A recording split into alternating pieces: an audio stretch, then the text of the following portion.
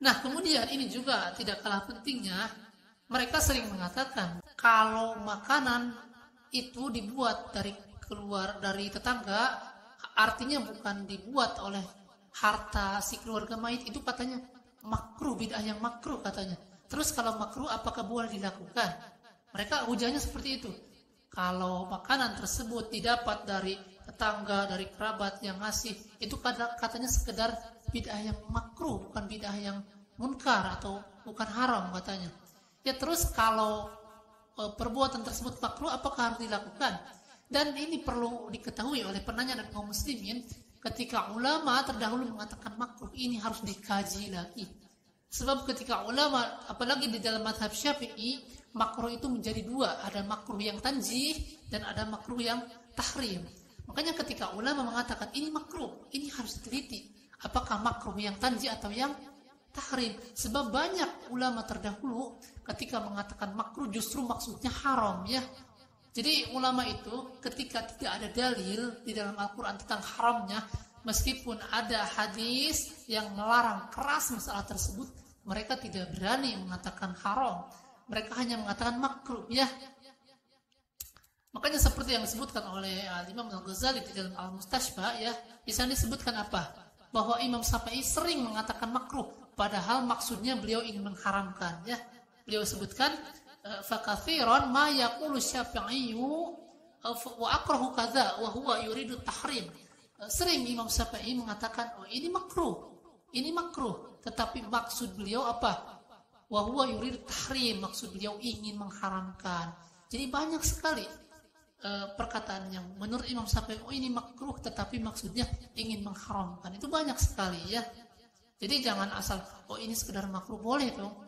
Secara hukum saja makruh itu kan ketika ditinggalkan mendapatkan pahala, ketika dilakukan tidak mendapatkan pahala. Bagaimana bisa orang memilih hukum saya ingin melakukan makruh sajalah?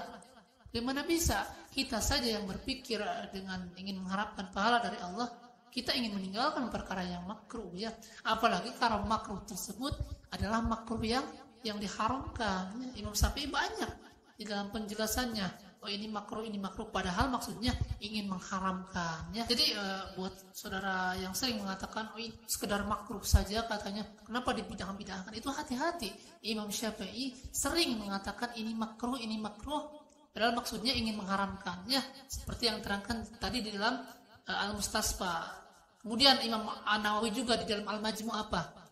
Kata beliau, qalu wa muradu Syafi'i bil karahati karahat tahrim. Yang dimaksud makruh oleh Imam Syafi'i itu adalah makruh yang diharamkan. Itu kata Imam An-Nawawi. Jadi hati-hati. Ini sekedar makruh saja. Hati-hati. Ulama terdahulu ketika menyebutkan perkara tersebut makruh, itu belum tentu makruh yang kita maksud sekarang. Bisa saja itu makruh yang diharamkan ya. Contoh yang lain di dalam Imam Syafi'i mengatakan makruh bagi orang yang bersumpah dengan selain Allah. Kata beliau apa? Fakullu man halafa bi ghairillahi karihtu lahu. Setiap yang bersumpah dengan selain Allah maka aku menganggap makruh masalah tersebut. Itu kata Imam Asy-Syafi'i. Tetapi di dalam hadis yang diriwayatkan oleh Imam At-Tirmidzi apa? Man halafa bi ghairillahi faqad kafara au asyraka. Barang siapa yang bersumpah dengan selain Allah, maka orang tersebut telah kufur atau telah berbuat syirik ya.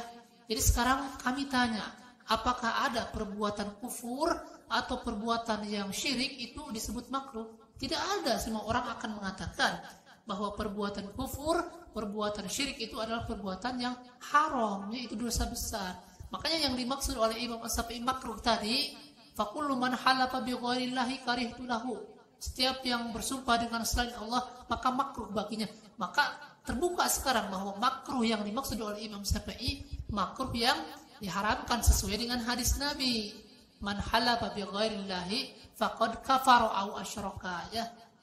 Nah, itu subhat tentang ini kan makruh katanya. Ini juga sudah kami bantah.